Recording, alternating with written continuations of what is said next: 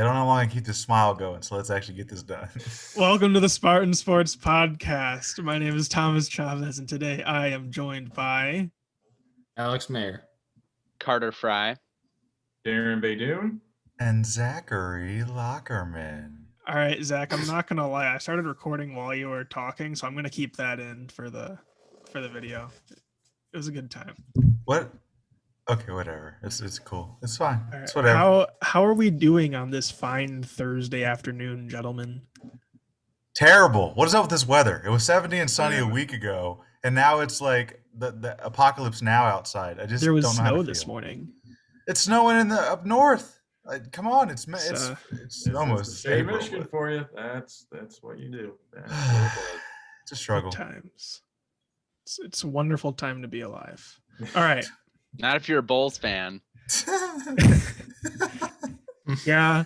Carter, do you wanna quickly share your gripes about the Bulls before we get started? Yeah, I mean, really quick, just like 10 minutes before we started this, Woj came out with a bomb that Levine, I think just contact tracing has been placed in the health and safety protocols, and he is out indefinitely, and the Bulls have slid to 10th place in the East, and the Raptors and Wizards are very quickly approaching, and it's not looking good for us being in the play-in game if Levine is going to be out. So, and our effort is, I'm not going to go on, but yeah, it's not looking good for Chicago right now.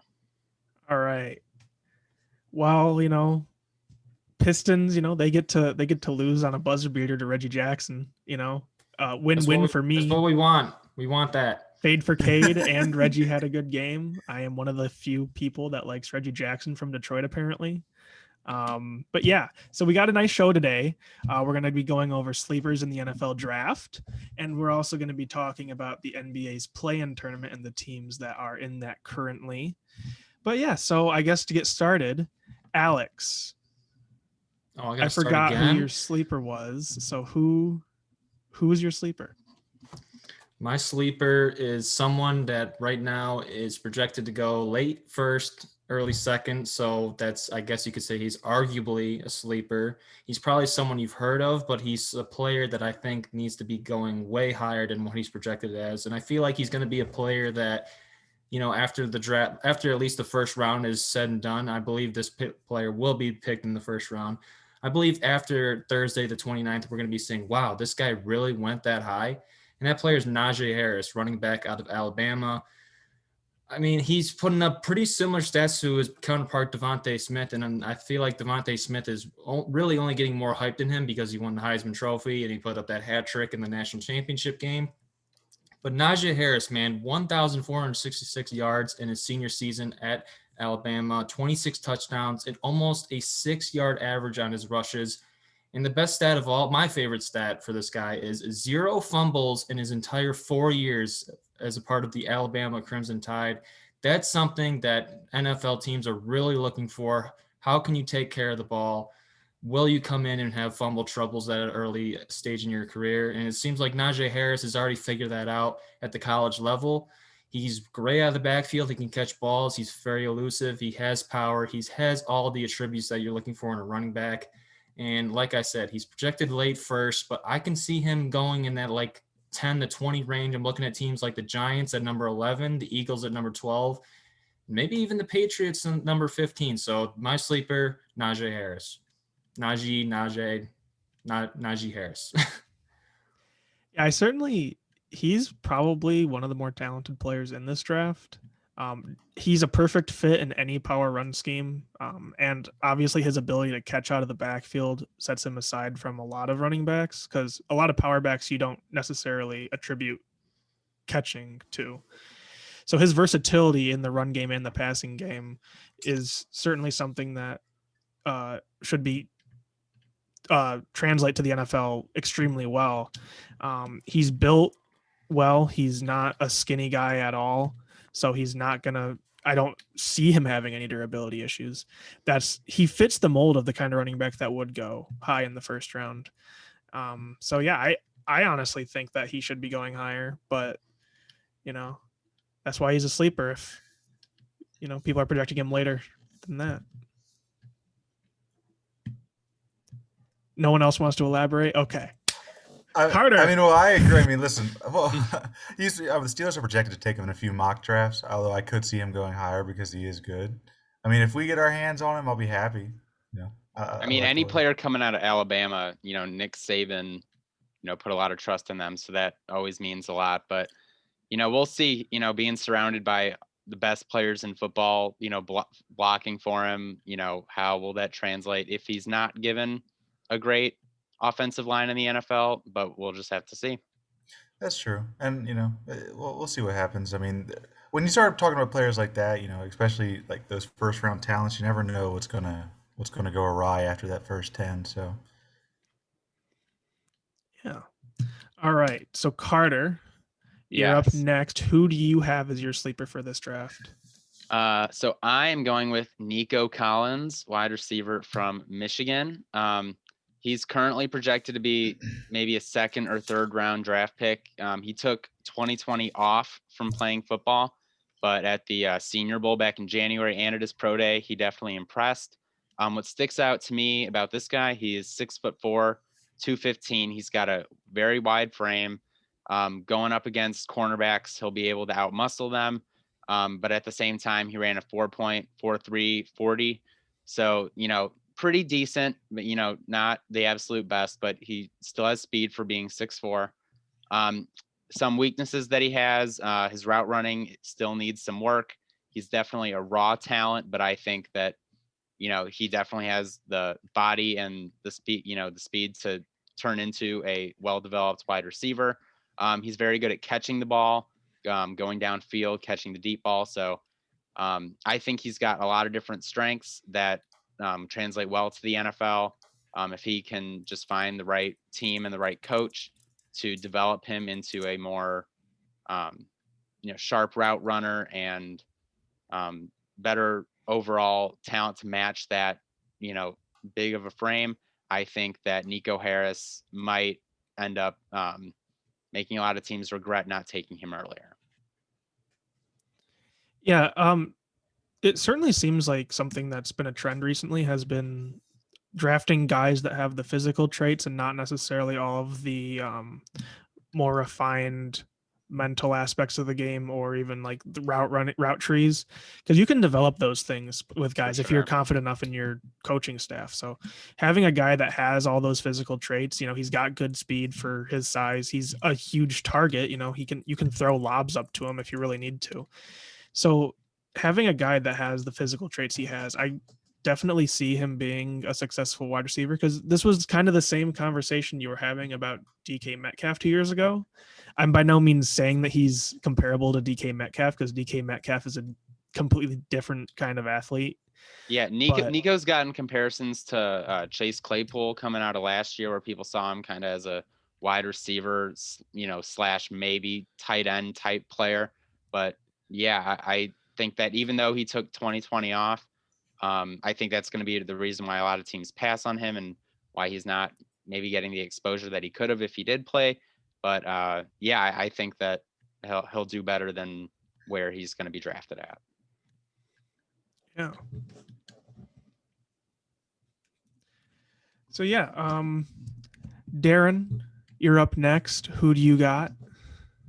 All right. So my guy is not a big time player necessarily. He didn't play he was another player who opted out in 2020. So it's not, he doesn't, there could be a, what have you done for me legally effect on him in terms of him not having played all last year. But when he produced very well. And that is Javon Holland, who was a cornerback for Oregon in 2018, 2019.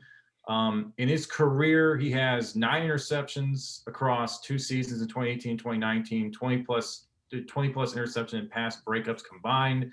He's played the slot corner and at safety for Oregon at a very high level. He showed, with those kind of interception totals, he has a very good, he's got like a ball hawk mentality. He's got great instincts at the position. He's a good tackler. He's got the versatility, having played both safety and cornerback at a high level. I go on to Pro Football Focus to look at like a lot of these players, and he's graded out as like 32nd or better in each of those 2 seasons at his position. So well above average in college. And he's a guy. He's not necessarily a big name guy, but he has the qualities to really step in right away and to be, to be an immediate contributor. He's not necessarily the best athlete. There are some guys that you could probably find with a little more promise athletically, and obviously there is the fact that he didn't play at all last year, so you have to wonder about that. But he probably shouldn't go any lower than the second or third round. And I mean, he's got a chance to really come in and be a surprise, to be a good depth contributor at the very least for a team with his ball skills in the secondary. So yeah, that's my sleeper. Yeah, when you talk about the versatility, having those kinds of guys that can play like in the slot, at safety, outside, especially for mid rounds to late rounds, having that versatility really benefits you, because the team that drafts you can throw you anywhere and you're going to be just fine. So, yeah.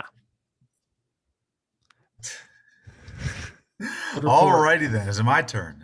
Zach, it is your turn. All right, let's see if we can bring some energy to the situation. You know what I'm saying? Okay, so for my sleeper, we're looking at a linebacker out of Georgia, Monty Rice. He's billed as a undersized middle linebacker.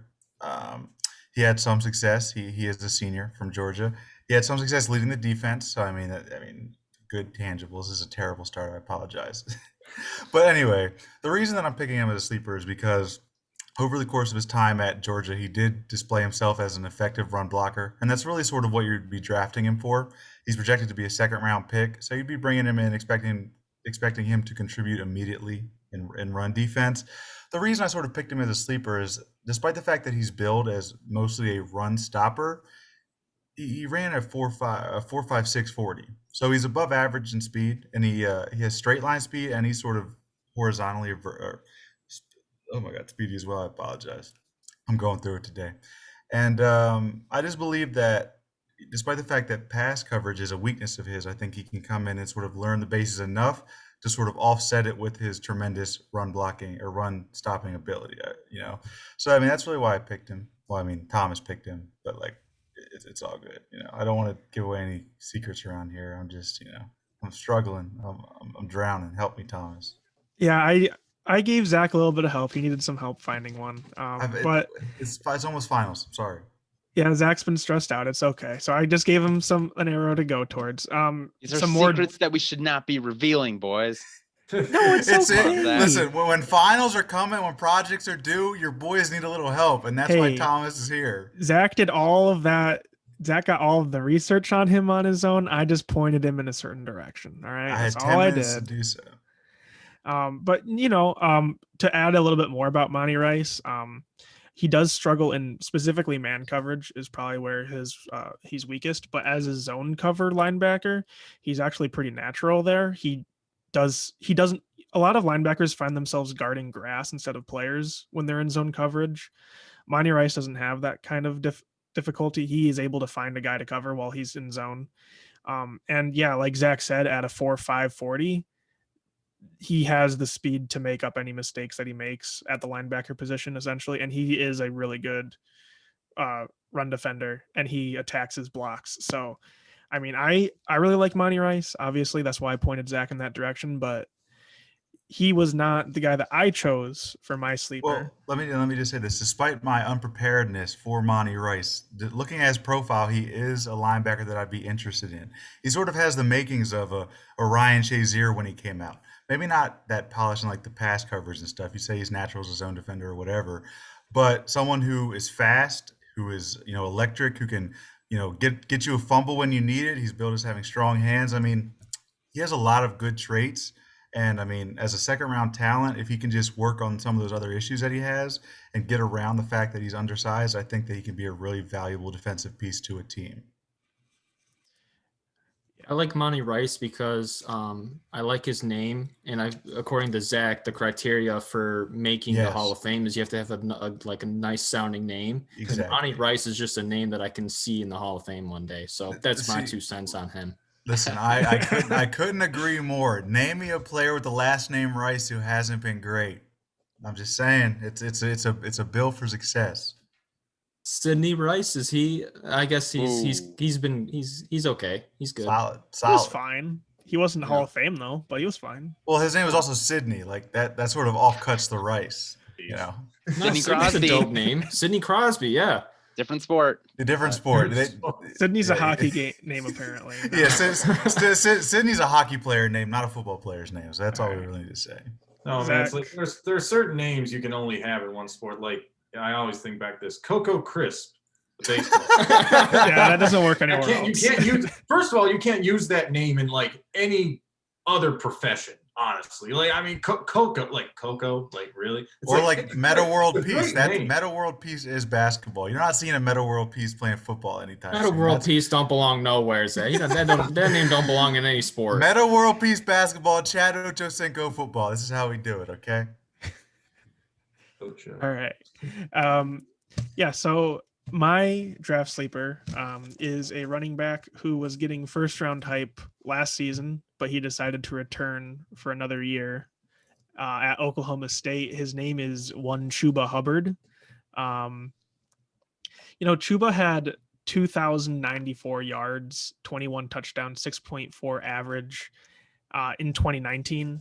And so people were projecting him, like if he had gone into the draft, he was probably ranked ahead of the other running back. He was probably ranked ahead of Clyde Edwards-Helaire and J.K. Dobbins and all of them in that draft class for running backs.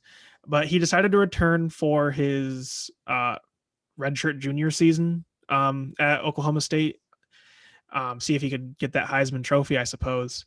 But he struggled, only had 625 yards, 5 touchdowns, averaged 4.7 yards per carry. Not terrible, but not anywhere near his 6.4 average that he had the previous season. And he also suffered a high ankle sprain 7 games into the season, and he ended up opting out for the rest of it. But, just the comparison from last season to now, his draft stock has plummeted pretty much because of how he struggled this year, and there was a lack of explosiveness. He's not a good pass protector. Every single season in college, he has been getting less and less catches and more drops. And his smaller frame has also become more of a question now that he was also struggling this last season, where it wasn't so much of a problem when he was averaging 6.4 yards per carry. Another question is, at the second level, he has also struggled to be creative and make men miss in the second level, beyond the blocks. But that being said, this is also a guy This is a who lot of rushed negative. I was waiting for some positive. I was like, this is a sleeper guy pick. who rushed for over 2,000 yards in a season. When you look at 2020 was a wild year. A lot of teams struggled that would normally be good. A lot of players struggled that are normally good. It's really hard to judge people off of their 2020 tape. And when I look at him, I see a guy that has good change of direction. He can carry a workload. He had 328 carries in 2019. He has really good ball carrier vision. He's not Le'Veon Bell behind the line of scrimmage where he has that kind of patience, but he has patience behind the line of scrimmage where he can wait for his blocks to open up. And he has a good burst through the hole.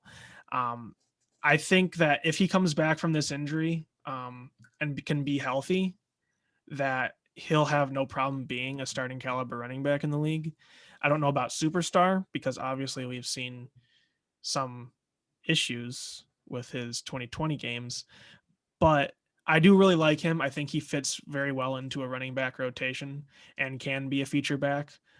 But obviously he needs to improve receiving and pass blocking if he wants to be like an every down back.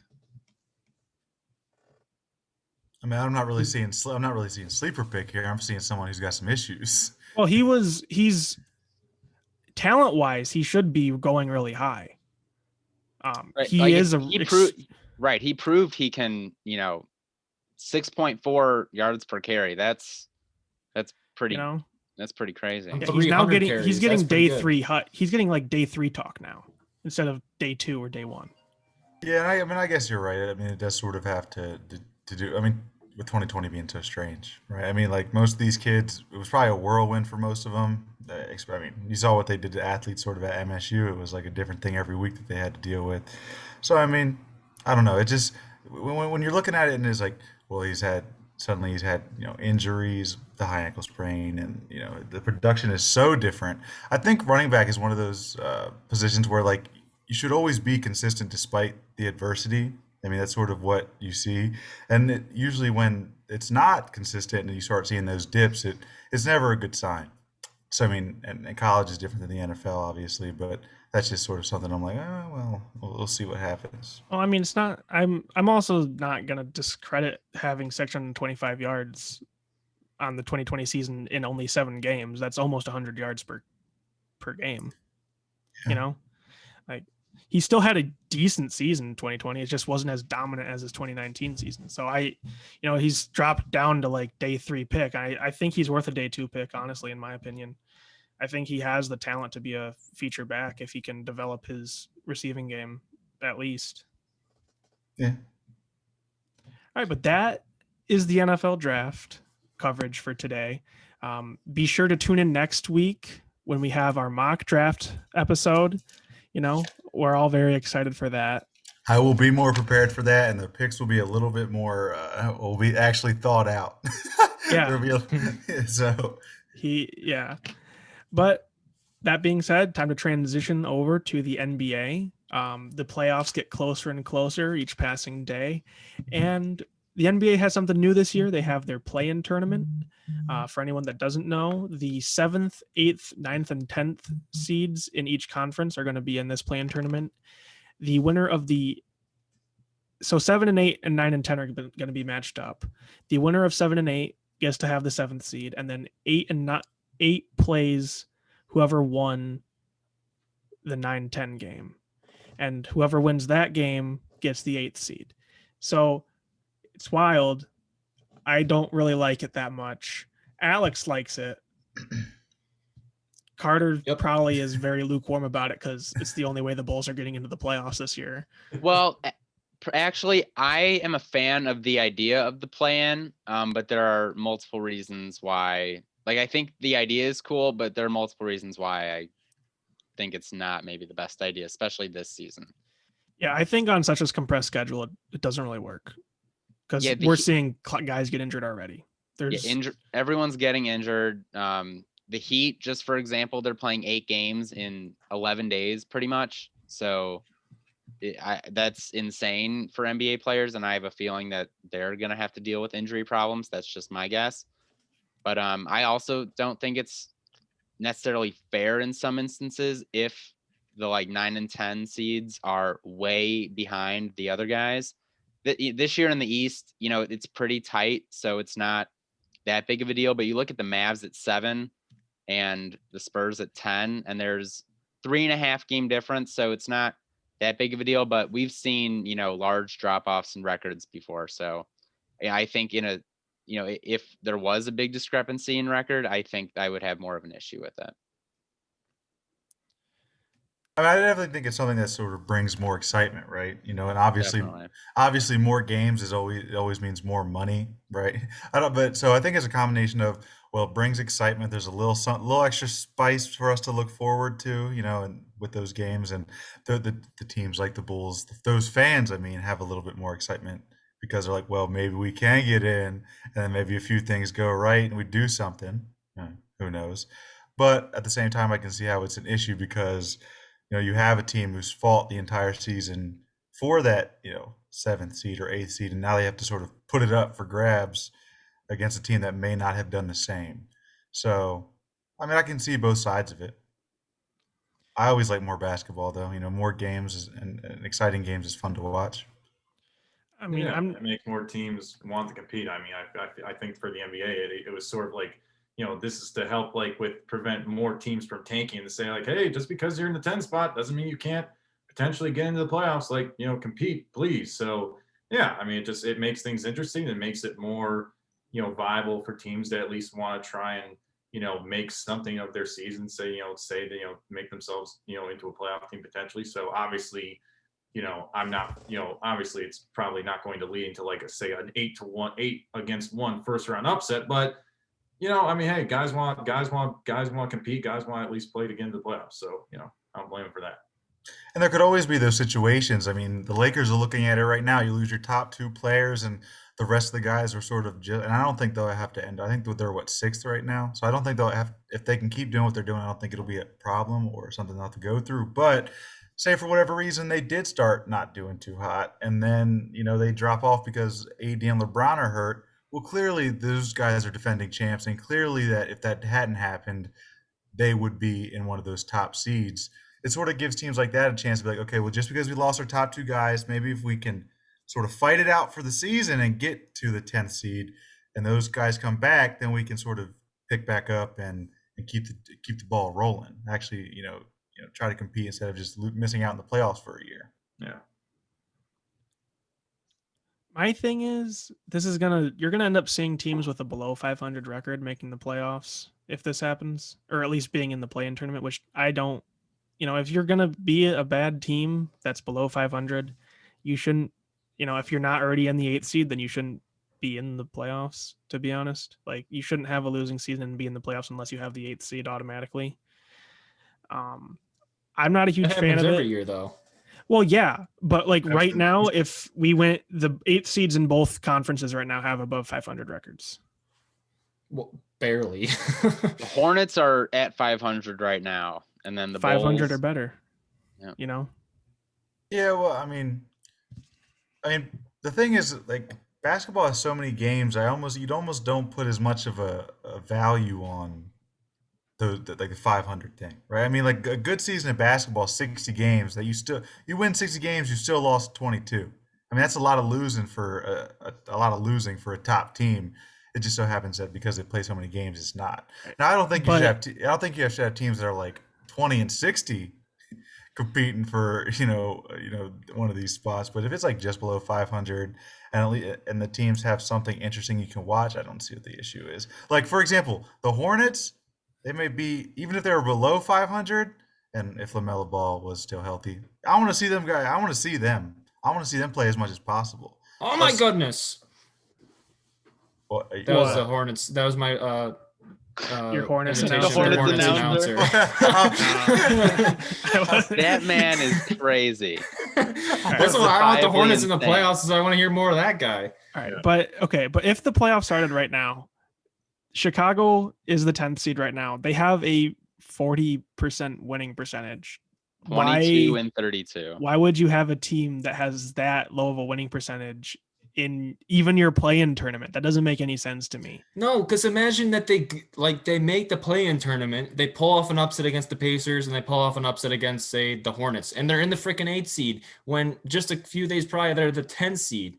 That's just Right. such But a it's single games exciting. though. The whole point of the playoffs is to have series where the best team can win. Not to Who mention, cares if there's so many games below 500? This means they fought their ass into the playoffs just to get their ass swept by the 76ers. And let's be it's fair. cool. If these teams do pull off an upset, then I mean that it's not that their fault that a higher seed didn't do what they were supposed to do. If you're better than that team, you should when the chips are on the line, you should win. And it clearly means that those lower seeds had a little bit more chutzpah to get it done than the higher ranked team. Yeah, but I will say to that though, like the Heat are like the 7th seed and right now, and if they sustain some injuries on this 8 games and 11-day stretch, the 2 games, a team can easily go on a 2-game skid, and that's why playoff series are at least 4 games. So yeah, I think the Bulls at 22 and 32. I've been watching this team all year. They don't deserve to be in the playoffs the way they're playing right now, and especially without Zach LaVine. So, like any team can lose to any team for 2 games. Like, and it definitely adds a March Madness aspect to it, which is exciting. But I just think it's unfair to the players in the 7 and 8 seeds. Well, I sort of get it, but then you also have to realize that this is sort of a win or go home type situation, and I think that players will understand that and play more intensely. The reasons that you see these teams going on 2-3 game skids during the regular season is that because they have 80 other games to play. Not a win is not necessary in every single instance, right? And sort of when you have the longer series, a lot of the times you see it going back and forth until game 7 because in the back of players' minds they can say, well, we always have the next game. to sort of come back, and then the next game a team will come back and sort of be more into it, and they'll take a win back. I mean, that's just sort of how it is. If you're in a situation where, listen, if we don't win, we leave. I don't think you're going to have an issue too many times where the worst team, like the Bulls, beats the better team. I just don't think that. I just don't see that happening because of how that works, how the psychology of it works. You know what I mean? I just don't see good teams dropping important games like that. But like the Feel like Bulls with at the- 22 and 32, just they don't deserve to be in the playoffs. And I think giving Yeah. them a shot at that, like I'm a huge Bulls fan. My room is painted Bulls red, and I don't think that they should be able to play in the playing game. Well, I it's mean- about entertainment because I mean, you look at like wanting to get someone like Zach LaVine if he's able, once he's out of COVID protocol. You talk about wanting to get player because they talk. I mean, you look at a situation like what Devin Booker up until this season, what Devin Booker experienced with the Phoenix Suns about how great of a player he was and how great of a scorer he was and how his career was being wasted by the Suns, and now they finally have a winning team and people are really, not that they didn't appreciate him now, but people are starting to really realize, oh my God, like, yeah, this guy's actually really good. It's like, you want to see players like Zach LaVine, and obviously if Charlotte was healthy, LaMelo Ball, but also like, Miles Bridges, like you want to see those guys be, get that kind of exposure. Because they're entertaining players. They're good players. They're entertaining players. Like those are guys that, NBA fans want to watch. So it's like a chance for those guys who are, usually on those bad teams to at least get a shot. And okay, maybe they won't win, or even if they do win, they'll probably get swept by the number one seed or whatever it is, like Zach said. But like, at least I don't know, it gives you something to fight for. It And gives also, you something to look forward to in the season, where at least like, even if you're a losing team, you can say like, well, hey, we got a shot. There's we got a shot. and I also think there's something to be said about those players, like you said, who are very good, like Zach LaVine, who have never been on that stage before. I think it's a benefit that if he's able to get there, that he gains that experience. Even if the end result is that those terrible teams get trashed once they're actually in the playoffs. I mean, they're gaining valuable experience as a squad, and at the same point, the teams that were sort of kicked out or maybe lost their spot in the play-in tournament, they sort of have a new chip on their shoulder to take into the next season. So I mean, I think there's positives to both sides. I don't necessarily think it's that, oh well, if this happens, then like it lessens the product. I think if anything, it's iron sharpening iron, and that for all we know, Zach LaVine gets y'all into the playoff once he comes back from COVID. He takes a huge step next year because he sort of experienced the next level, right? So these are all things you sort of have to think about. It's not just, well, do they deserve it or not deserve it? I mean, think about all the whole picture. It's interesting, it's fun, it's exciting, it's new. Another thing I will say is, in no other sports league do you see a 10th seed in the playoffs. Well, that's why the NBA is killing it right now. Yeah, that's why And the NBA is the best sports association in the world. No, but I'm saying having your 10th best team in your conference, I mean, but possibly making it devalues into the playoffs. It devalues what the playoffs are. Yes. okay, so but what exactly are we devaluing? I mean, let's run through the sports. You're giving a playoff spot to a team that sucks. But listen, But they essentially. earned it. They earned it through the play-in tournament. Pretty And- much. and- If you're not a team, okay, any they're still the team best can players win in the 2 world. games. All right, any team can have 2 magical games. All right. Not when it's on the line like this versus the very best players in the world. I do not think that's true. I think it's true in a series. I think it's true in a series that a team can come in and win 2 games in a 7-game series. I don't think that in a play-in game with the best players in the world that happens very often. I just don't think that. Do you think that if LeBron James and Anthony Davis end up in the playoff tournament, that a team is going to come and beat them? It's not going to happen. Possibly. It won't happen. There's Look at every March Madness. possibility. Look All at right, March well, Madness. Like thank 1 you. and 2 seeds go out first round all the time because they have one bad game. Or But not you're- 1 seeds go out all the time. That's only happened once. But you see 15, 14 seeds winning every year. But that's the thing though, it's different because in college there's different conferences, they're playing different competitions. A lot of those teams maybe just be playing weaker competition and end up with a higher seed. And then when we play a team who maybe had tougher competition and the record wasn't as great, so they get a lower seed, they get bounced out. And it's like some big surprise, like when Gonzaga lost. They never played this level of competition that Baylor did, but then they end up getting destroyed by a team that wasn't considered as good. I But mean, that's not what happens. The higher seeds are usually the ones in bigger conferences playing higher level talent, and the smaller schools are the 14, 15 seeds that they sometimes lose to. Anything can happen on a one-off game. And also, right now, I just think that it as much as it might combat tanking, it devalues the regular season for the teams that are currently in the playoffs. but see, I don't think it's devaluing the playoff product for fans. I don't think it's doing, because I mean that's ultimately who it's for, right? I So Well, mean, it's you're not just the handing fans, you're it's handing a the lottery players. team a playoff spot if they can pull off Forget 2 the- wins. Forget Well, the fans. It's about the players and their livelihoods too, and what they're fighting for. You're Okay. devaluing every regular season game, because they're just like, oh, if Well, actually, really, Carter, not really, because the teams that are ahead of like the 7, 8 seed teams, well, like you just point out, there can be any one game you can have an off night or 2 in a row. So it's like for those teams, they don't want to have to go on any sort of streak where they would be in danger of potentially playing in the play-in tournament and that's then true. potentially suffering through that. But So those then it makes it teams- more competitive for those probably not necessarily the top 3 seeds in the usually those are the best teams, but for like the 4 through 6 seeds,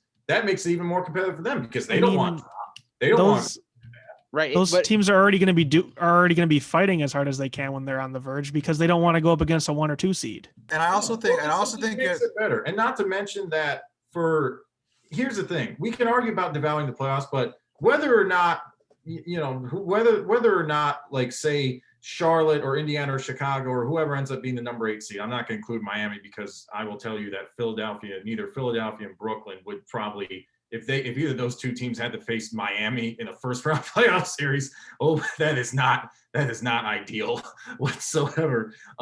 But here's the thing, but let's just say between Charlotte, Indiana, and Chicago, if they were to go up against Philadelphia or Brooklyn, whoever got that number 1 seed, or even Milwaukee, if they maybe got on a big winning streak, are any of us really going to doubt what the result is, no matter who's in that seed? and that's sort of what I wanted to No, lead so into. why do you need a play-in but- game well, then I'm if they're saying going to that lose it's not- anyways? I don't think it's devaluing. It's just a way to just keep teams. It's just a way for it's just a little wrinkle of new wrinkle. Yeah, of for those I mean, lower- and think about it like this. If we're talking about devaluing a product or devaluing playoffs, I don't think this does nearly as much of that as other situations have. You know what devalues a product? When you know what the result will be every single year. I think that devalues what a playoff product is. When I have to watch LeBron, and I love LeBron, but when I'm watching him 7 straight times versus another super team that was built specifically for him, despite his greatness, I think that devalues it. We knew every year that it was going to be Golden State and the Cavs. It wasn't a surprise. That's devaluing it. And now look at this season. There are more They were the potential. favorites, certainly, but I There- mean, the Rockets gave them a run for their money. The Spurs probably would have won that one Come series on, if come Kawhi on. didn't get hurt. Let's be The Spurs realistic. were dominating until Kawhi got hurt. Let's That be was real. not- Let's be admittedly, realistic. Those weren't admittedly, those are more like, I mean, possibly. Although, Listen, if I mean, and buts were candies certainly and they were nuts, the we'd all have a Merry favorites. Christmas. But But it's how? not like there listen, weren't teams that could challenge them. It's not just that they're the favorites. It's that it actually still happened, and that this season this season you have more teams that can potentially win it all than any other time in recent memory. Does that true. not make it more valuable now, despite a play-in game or the play-in tournament? Is it not more valuable now to win than it has ever been? I mean, imagine what it does for someone like Giannis's legacy, or what it does for the 76ers if they win in the environment that they're currently in. I mean, that gives it tremendous value, despite the play-in tournament. If that happens, no one will ever say, well, the 76ers in the East, they may have had to play the Bulls, So it's like, I don't get it. These are the best players in the world, and the reason that you see a lot of these teams with bad records is because they're playing the best players in the world and are losing against them. But that doesn't mean that they're not also the best players in the world. It just so happens that other teams are built better, or for whatever reason. I'm just saying everyone who plays on an NBA team is fantastic, and that if they all in the right situation could be in the playoffs. I get what you're saying. I get the concern. I don't think that a team with 15 wins should be vying for a playoff spot, but I don't think that's something that's going to be super common either. right? All right. We're talking about teams that are like barely on the bubble of being a lottery team. So I Carter, mean, I have a question. Do the Bulls belong in the lottery or the playoffs? Yes, they have been playing so Do- lackadaisically. They don't Does- deserve to be in the conversation for the playoffs. All right, so let's say that they get kicked out. Does Toronto deserve to be in the lottery? no, but they're a good Yeah. team. They've been playing like crap. They have a below 40% winning percentage. They've had a lot. Siakam is nowhere near They've where had he a lot. was. They've had a Van lot. Vliet's been out. Does Washington deserve to be in the playoffs? Yeah. Well, they would say they would, the way they've been playing lately. Well, of course, every team's going to say that they deserve to be in the playoffs. And it's not The the worst Wizards thing, definitely not. And it's not the worst All thing right. to be able to watch a game in which But you also gotta realize you the watch Wiz- With the way the Washington's Pelicans are gonna make a playing, do they run. deserve to make the playoffs? the Pelicans. They're at 11. I would love to see Zion in the playoffs. Are Okay, you but the way that joking? they're playing as a team, do they deserve to make the playoffs? Listen, you Or have do to they deserve to no. be in the lottery? You have to realize that it's entertainment. I understand the argument that you're making, but you also have to realize that there's an entertainment aspect. People want to see these guys play. And you I got wanna to see them Zion- play in the regular season, but they But, didn't like- earn a playoff spot. Listen, you get to see every team play in the regular season. That doesn't Yeah. mean that things don't change when the bright lights come on. If you Right? It's want, different. if you want to be in the bright lights, you need to earn the bright lights. You can't just get Thank handed you. it. No, listen, but it's not. You're not being handed You shouldn't. it. You shouldn't be coming in. You're with not a- being handed it. You shouldn't be coming in as a 20-win team and making the playoffs. Okay, well, You're let's being see. handed a playoff. The Listen. play-in tournament is essentially a playoff spot at this point. It's Yes. it's a wild card. yeah. Shouldn't be handed a playoff spot when your team is They're- trash. I mean, but then we can look at They're others. not. They're earning it. They're winning 2 games in a row against good teams that are better than them. They're The earning their way Bulls? into the playoffs. Well, say the playoffs start today. Okay, the Bulls would have to play the Pacers. Are you taking the Pacers or the Bulls? Probably the Pacers. But let's I say don't the know. Bulls The Pacers win. are also All right. playing pretty weird. But the Think Pacers are a better team than the Bulls. Can we agree on that? Yes. I think on any given day, that's a crapshoot. But listen, you also got to that this isn't the only sport where teams that don't belong get in. I mean, let's look at the NFL this past season in the NFC East. Every single team in that entire division is I don't even want to say the word, but you know what I want to say. They're trash, but they're far worse than trash. They barely won 8 games. I think Washington won 9, but did they even win? I don't even remember. But they were all terrible. They were all absolutely abhorrent. The division was the worst in history, and they still got a playoff spot. So what are we talking about here? What are we talking about? Think And about it- I mean, we can have our own issues with the NFL playoff system. I'm talking about the NBA's playoff system. I'm just, what I mean by that is that there are teams that don't necessarily deserve to be there. There are teams that were better that didn't get in because of how it's set up, right? Yeah, I think So- that you should change that. Yeah, but I mean, what I'm saying is that the play-in tournament is just a version of that, except it just offers excitement and more games for them to make money on. That's ultimately what it is, right? Think about it like this. It's again with the postseason when teams get in the postseason, it's like a new lease on life. It's like, okay, listen, everything you did in the you made it here. Everything you did in the regular season, that's over. It's done with. You're in the postseason now. It's a whole new area. So it's like just think about it that way. It's like it's if even if like say the Bulls were to get in, it's like all right, whatever happened in the regular season, it's done. You either you're in the play-in tournament, you have your shot. If you're not good enough to get okay, then you're good. Then you're gonna lose. But it's it's like okay, you have that chance. So it's a little bit more unpredictability.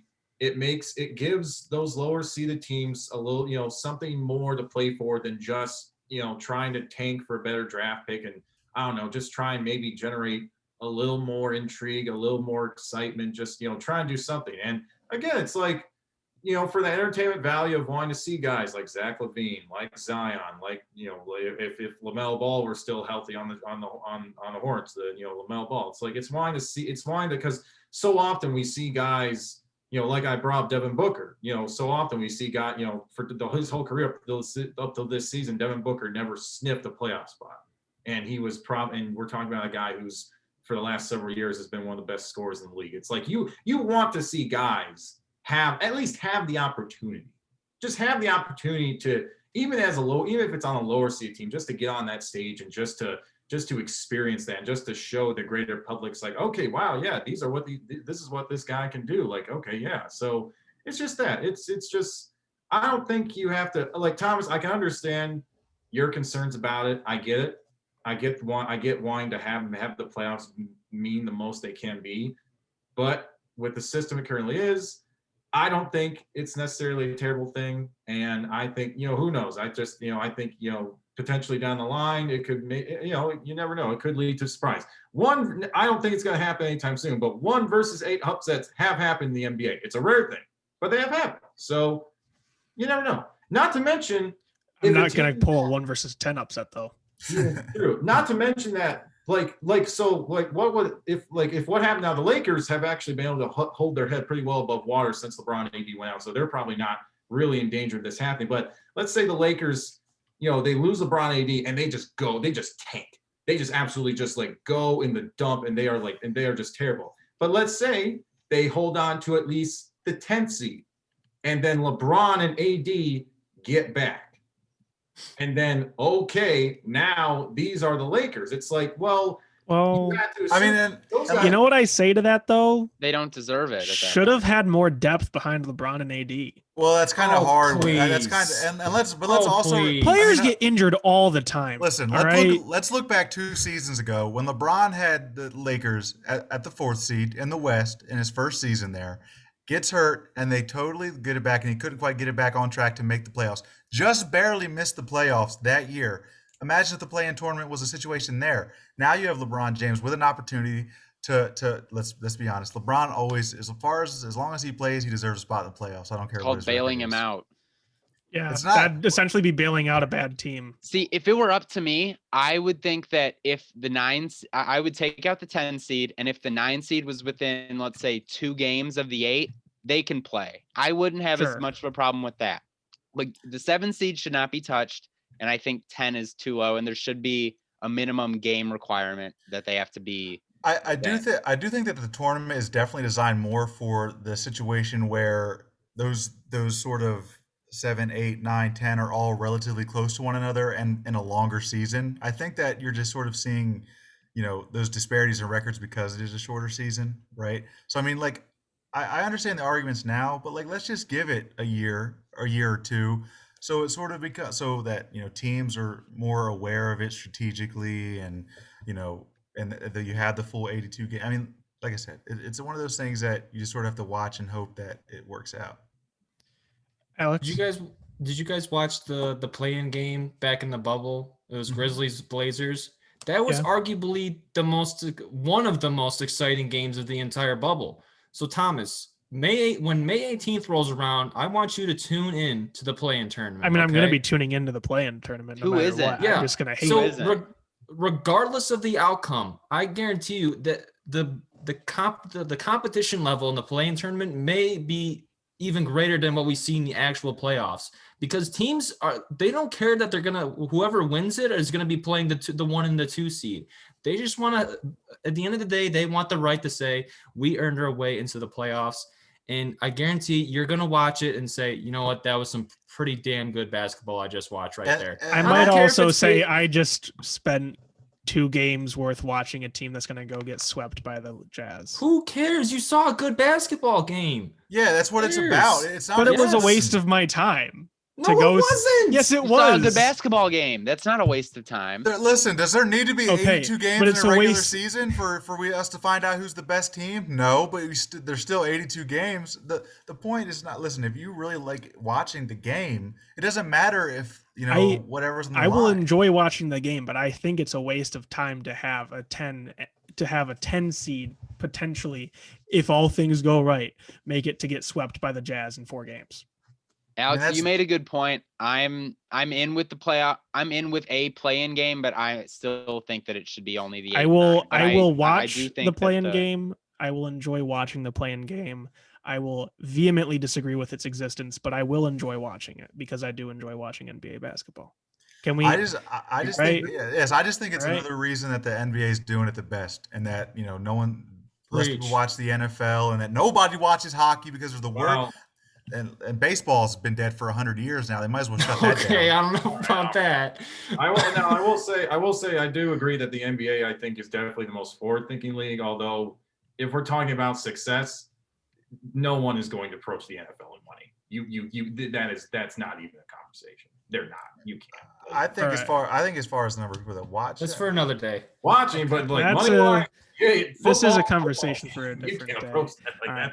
So takeaways from this conversation: we are all excited to watch basketball games. We will all watch it. We'll all enjoy it. Some of us just might not like its existence.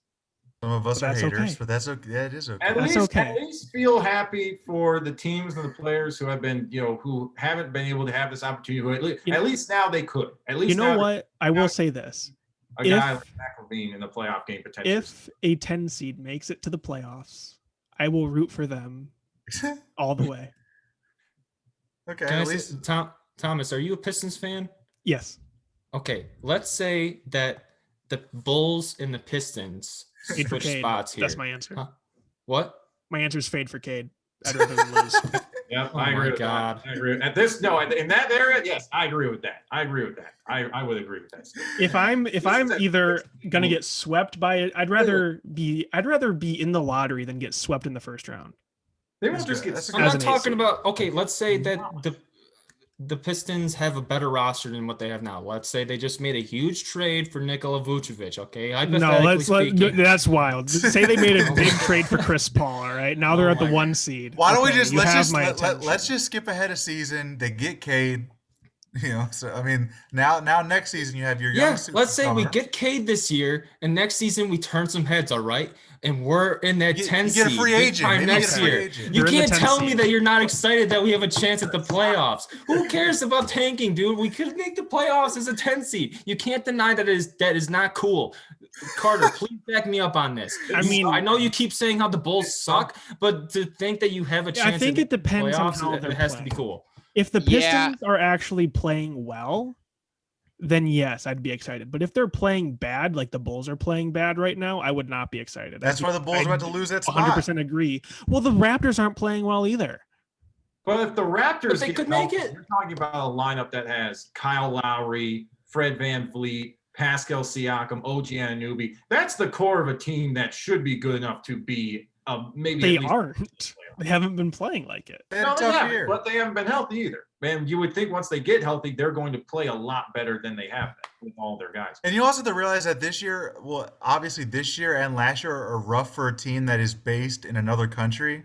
I'm sure that like traveling hasn't been as easy as it has been in past years.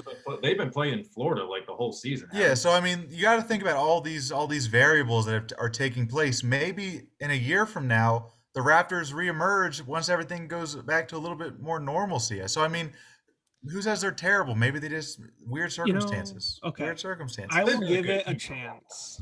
Yeah. If Okay, I I- am, Yeah, I go think will give next. it a I chance. think next season will be a far better if sort I of am persuaded, test for it. I will give it 3 seasons if they continue to have it. I will give it 3 seasons before I pass final judgment on it. All right, All right, we'll isn't reconvene it in not 3 a years. guarantee? It's 3 coming years, back. you'll have my opinion. If I was completely wrong and my opinion has changed, I will. I don't know. Do like wear socks on my hands for the episode? I don't know. Something weird. I mean, sure. Alex, I will say this about how cool it would be for the Bulls to make the playoffs. Like, as much as I want a lottery pick, the Bulls desperately need to establish themselves as a free agent destination. And I think by making the playoffs, any team, that definitely makes it like a better free agent destination for upcoming free agents. So I guess I was thinking about it. At first, I probably wanted us to tank for a lottery pick. But now that I think about it, I do think we need that, Listen, better Right. culture established. how beautiful are the deep dish pizza pies when Chicago sports are in the playoffs? Am I right? Do you know what I'm talking about? They just Come taste on. that much better. All right. Exactly. I just I'm gonna- sorry, Thomas. Well, give me 30 seconds and then we can wrap it up. I just think back to when the Pistons a couple years ago, they were the 8th seed and got their ass kicked by the Bucks. Sure, we were not a good team that year. Blake Griffin carried our asses, but we made the playoffs and I was happy about it because making the playoffs is, as a Detroit sports team, that you can't say that very often. So Not today. Not these days. yeah, especially not today. So for a team like Carter's and the Chicago Bulls, I can't even remember the last time they made the playoffs. Maybe five years ago, 4 years ago. 2017, maybe. Wasn't that back when D 2016? Wade and Rondo.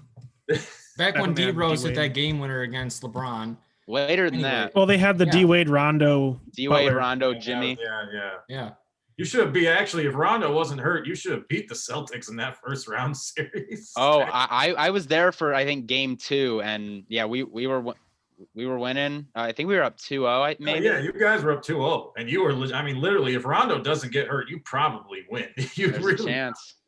But IT was something else. King All of the right, fourth let's not quarter. think about the past. We're here today. That's what matters. Yeah. Am I right? All right, but I'm not going to let us end on this note of some of us disagreeing. So I have More? I have if you guys will allow me, I have a quick game. Very quick, Okay. very short. Okay. I was on Instagram yesterday and I saw CBS Sports had posted their list of 8 of the most random quarterbacks to start a playoff game in the last 10 years. Hey, I am going to throw some stats and information at you, and I want you guys to guess who the quarterback was. All right? Can we? Yeah. I got Fun. it. Do we have to guess if he was a playoff starter or No, he what? was a playoff starter. You're just gonna Oh, guess okay. who that quarterback is. Okay. Okay. Okay. All right. In 2014, this quarterback completed 16 of 28 passes, but somehow only managed to throw for 84 yards in a playoff matchup between the Arizona Cardinals and the Carolina Panthers. Drew Stanton. Drew Stanton, this was the third string behind Drew Stanton. Oh, What the? wait. Oh no. I remember. Carson Palmer and Drew Stanton both got hurt. Yeah. Oh my God. Did he play for Chicago? I have no Glennon. idea. Glennon? No, it was not the Glenster. Dang it. It was I- his name is I remember. Arizona lost, if that helps. They lost Oh. 27-16. It doesn't. Who is he? No one knows. No one knows. Ryan Lindley. Oh, Mm. I wouldn't have Vaguely guessed him. remember. I wouldn't have guessed him, but Extremely random. All right. Their number 2 quarterback started this 2015 wild card round after the starting quarterback got injured. He threw for 212 yards and a late go-ahead touchdown, but his team lost on some very untimely penalties. wait, what year was this? This was in 2015. This sounds oddly familiar to me for some reason.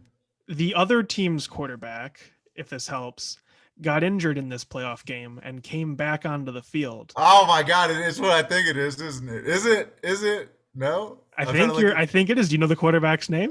I don't know his name, but it's for the Bengals. He is the Bengals. He was the Yeah. Bengals back. AJ McCarron. AJ AJ McCarron. McCarron. Yes, Oh. I knew who it was. I just couldn't think of his name.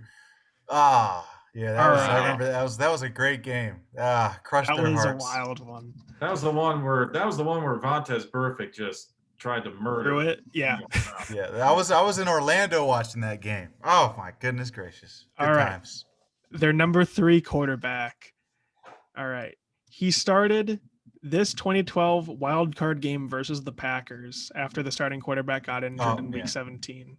He completed 11 of his 30 passes with 1 touchdown while rushing for 68 yards. Not the performance I was thinking. Wow. Wait, so who do you play for? He Because played that for the was- Vikings. That was the Vikings. Is it Joe Webb? It is Joe Christian- Webb. Oh, Yes. Christian Ponder got hurt. Yeah, Ponder was a starter because that was Yeah, the year where that was the year where AP ran for. That was this comeback year after he tore his ACL where he ran for. Nearly, That might be the worst quarterback room in history. Thomas, may I Hey. ask, is there another 2012 NFC quarterback on that list? No, are you trying No. to say Caleb Haney? Yes. I think that was 2010. 2010. Oh, oops. Well, now he's got Crowell's out 2010 on his list. Caleb Haney didn't make it. I think that was more than 10 years ago, according to this list. Oh, you're right. But Caleb Haney is a random guy to start a playoff game. I was at the NFC Championship against the Packers. Pain. You know who also is a random guy at the start of the playoff game? Ben Roethlisberger. Anytime he ever played Tom Brady. True. Based. Very, very normal guy in those games. I remember a lot of it. QBs who played Brady in the playoffs. You All said that right. to Peyton Manning a few times. Are you guys ready for number 4? Actually, I think Peyton Manning has a winning record versus Brady in the playoffs. I think he's the only quarterback that does. Yeah, actually, yeah, he did. I was thinking of like the first time they met, they got. Yeah. When they All right. first were meeting up, Brady was dominating. Yeah. But Yeah. All right. Number 4. I don't think this is quite so random, but I guess that I don't know. This quarterback started 9 games for the Houston Texans in 2015 and led them to the playoffs. He started in the wild card game versus the Chiefs and threw 4 interceptions, and the Houston Texans lost 30-0. Brian Hoyer. Schaub. Matt Schaub. Can't be Schaub. That's It's, way more than it's 10. Brian Hoyer. Was Oh, it Brian Hoyer? It was. It can't be Schaub. Schaub is like so much longer than 10 years ago. I was thinking about Fitzpatrick for a second because he was in Houston for like a year. Fitzpatrick doesn't start playoff games. He just does great things. Yeah, Fitzpatrick during the regular has season. never made it to the playoffs. Yeah, He's never Osweiler started a came playoff to game. mind as well. Did he play in Houston? I thought He did play. He played 1 year in Houston. He broke his leg though. He was Oh. in the quarterback battle between Ryan Mallett and him, and he broke his leg, so they turned to Ryan Mallett. Shaking my head. Times. Poor Texans. They can't win when it comes to a quarterback. They can't win. That All right. franchise is cursed. All right, number 5. All right, this quarterback started in 2016 in a wild card matchup against the Steelers. He threw for 289 yards and took a giant hit from Bud Dupree. He did win a Super Bowl in recent years, specifically last year. Freaking, Bulls. oh my gosh. Oh, no. Oh, wait. No. Oh, what is He this? was on the Last Dolphins. year. I remember the hit. It was on the side, like he was running along the sideline, and Bud went pow and took him out. And I can't remember his Yeah. name. last year. Was He it- was on the Chiefs when they won the He Super was Bowl? on the Chiefs. I can't remember his Not name. RG3. No, Matt Moore. No. it is Matt Moore. Oh, Yes. oh, I was Let's thinking- Miami go. lost 30-12. Good times. That was Adam Gase's only successful season in the NFL. Oh, well, back when I could know what the playoffs were like, or like winning a Oh, playoff game was please. like. All right. I mean, winning a playoff game, not playoff You poor games. thing. You poor thing, Zach. so bad. All Won right. 11 Before games. Zach goes on a huge rant about the Steelers, we're gonna move on. All right. You got This- Dwayne Haskins now. Hey! Why would you do that? Mute me. All right. Number 6. This quarterback started against the Texans in the 2016 wild card. Connor round. Cook. Yes, it is Connor Cook. Connor So Cook is quick. the first quarterback in the Super Bowl era to make his first career start in the postseason. I was waiting for that. To be honest. That is pretty random. Darren's like an encyclopedia of quarterbacks that never quite were Derek great was just in the anticipating playoff it. He was like, Connor Cook's up next. Connor Cook up next. Connor Cook! He said the team. That's the only. So, what were his stats that game, Thomas? Do you? I can find it. I'll find it real quick. Oh, Gosh, dang. I don't so you have had him. him. I don't have him. I'm Oh. looking at the I mean, post that's on It was the Instagram. battle. It was the battle of terrible quarterbacks because he filled in for Derek Carr when he got hurt, and he got beat by Brock Osweiler. You know what? Darren? Way to ruin who's up next. oh, Brock Osweiler. I mentioned Brock Osweiler a couple picks ago. Brock Darren is a Osweiler's beast at this number game. 7. Darren's such a beast at this game. He's telling the that. future. I didn't know that this happened. Gosh. Okay, let's find his playoff stats. CBS, Postseason. CBS can't kick dirt All with right. Darren. I'll tell you that much right now. Connor Oh, they're Cook's playoff stats against the Houston Texans. He threw 45 passes and only completed 18 of them. Oh, my Oh, He had a 161 yards, 1 touchdown, and 3 interceptions. ooh, That's rough. That is Yikes. a big yikes. Spartan dog, though. Spartan dog. All right. So their number 7 quarterback was Brock Osweiler. The only thing of note, I guess, is that he beat Connor Cook. What an God. accomplishment. Same game. Mhm. It was the same game. This was the Listen. battle of bad quarterbacks. Was that the year before or the year of he got that huge ass contract? From That was the somebody? year that was the same year he got the huge Yeah, ass you're contract. That was his single it- year in Houston. And then he got traded to Cleveland the next offseason. Yeah. I tell you, after beating Connor Cook, how could they do that to the guy? I mean, he did throw 3 interceptions against the Patriots the next game. So It's the Patriots. If anyone deserves to, if he was you also deserve- benched for Tom Savage during the regular season. Okay, yeah. All right, that makes sense. All right. This is the final quarterback on the list. It's from a 2011 game between the Houston Texans and the Why are the- Cincinnati Bengals. Why are the Texans on this Texans list are so on- much? The Texans always make the playoffs. They just suck. All right. They're They just just don't terrible have a quarterback. quarterbacks. The Texans have had 5 or 6 of these 8 players that we've talked about. This guy was filling in for Matt Schaub when he got injured. All right. He was on the Shabby-wabby. Texans. He led the Texans to their first playoff win in team history with 159 yards, 1 touchdown, and 0 interceptions. It's efficient QB play. I know this, and I remember this game because this was the game where J.J. Watt, that was his rookie year, and this was the first game where he went up, for the SWAT, and he caught it, and he took it, and he took the ball back for a touchdown. That was I remember that. Yes. Oh, Who was the I quarterback? believe T.J. Yates. It was TJ. Oh my Yates. God, Darren! What the fuck? Darren is an encyclopedia. My- Admittedly, that was 2011 for me. That was the first year where that was the first year I really got into football, NFL and everything. So that's that year, that whole year is really vivid for me. Darren's just sitting on his couch I can't wait to watch TJ Yates play this game because I'm gonna need this information 10 years. I was watching a Connor lot. Cook. That's right, Alex, you win. All right. Well, that's the list.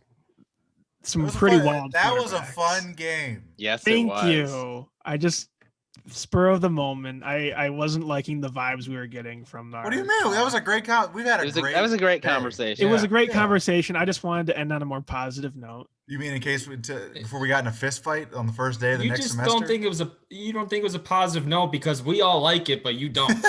Yes. He's And like, I as- thought more people would agree with me on this. And as the person in charge of scheduling, I got to decide we threw a game at the end. He was keeping it in his back pocket just in case things went tough for him in the previous conversation. Gotta throw some things out there, you know. All right. Well, that is all the time we have for you today. Thank you very much for watching the Spartan Sports podcast. Be sure to like, comment, subscribe, share with your friends if you feel so inclined. We appreciate all the support that you give us. And Coming to you live from Thomas's room. Prayers up to LaMarcus Aldridge. Oh yes, Oh, LaMarcus. We wish nothing for the best for your brother. Enjoy We retirement. know you're watching, LaMarcus. We know you're watching. We hope you're doing well, and we wish the best for you, buddy. It was on a great career, a really good career. Well, they're going our outro. For those who don't know, he is our biggest fan, and yes, we Yes. know it. And Joe Flacco. LaMarcus Aldridge and Joe Flacco. And Ryan Oh my Fitzpatrick. gosh, Don't back forget about to Joe Fitzpatrick. all right. He always comes up every time. But Yep. before we, good thing Tyler's not here. Before we keep going, that's the show for today. Thank you all so much for watching. We will see you good next day. week with our mock draft episode. Be sure to tune in. Hasta la Bye. vista. Comment, like, and subscribe.